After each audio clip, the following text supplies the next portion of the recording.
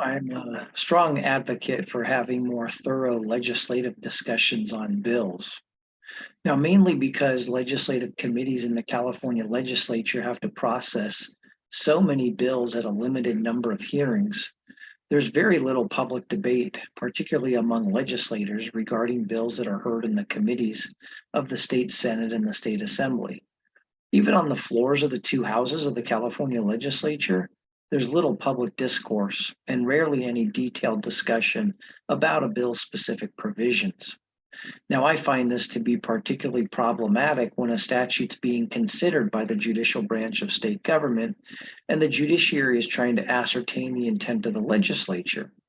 But unfortunately, state courts often find that statements of intent, as well as legislative debate, particularly detailed discussions regarding a bill's specific provisions, are really sorely lacking. And yet, it's often those details that are at issue in litigation. Now, nonetheless, there are instances when a legislator's public statements may be considered by the judiciary. For example, when I was recently reading an interesting California Supreme Court decision, it's called Walters versus Weed from 1988.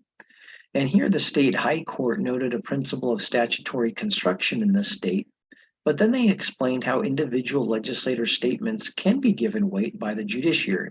Here's what the court said.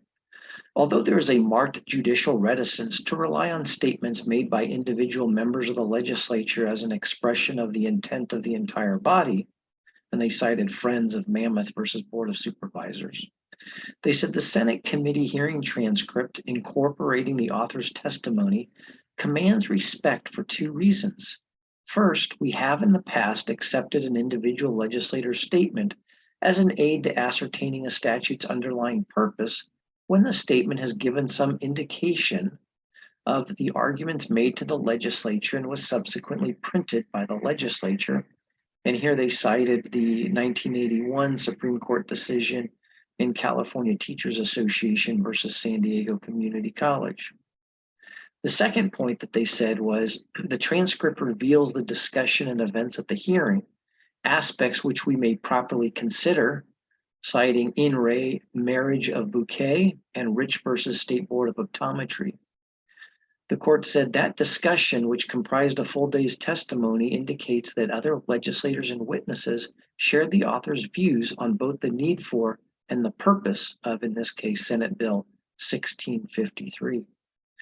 Now, to me, what this California Supreme Court decision demonstrates is that detailed statements can be relied upon by the judiciary when interpreting statutes when those statements are provided to the legislature as a whole.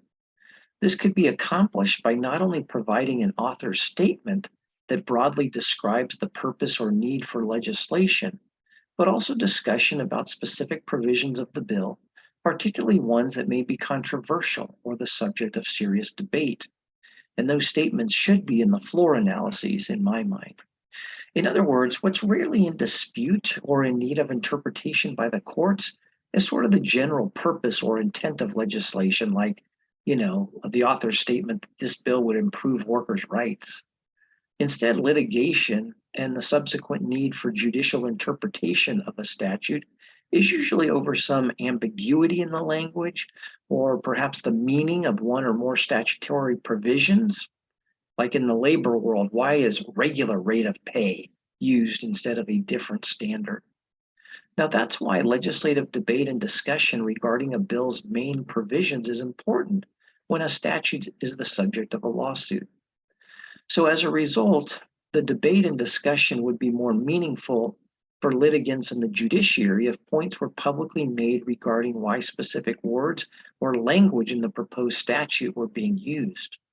In addition, statements should be made in committee and on the floor explaining a bill's provisions and subject to debate or discussion to demonstrate to the judiciary that alternatives may have been considered or that other legislators agree with the author regarding the purpose and the intent of a bill's provisions.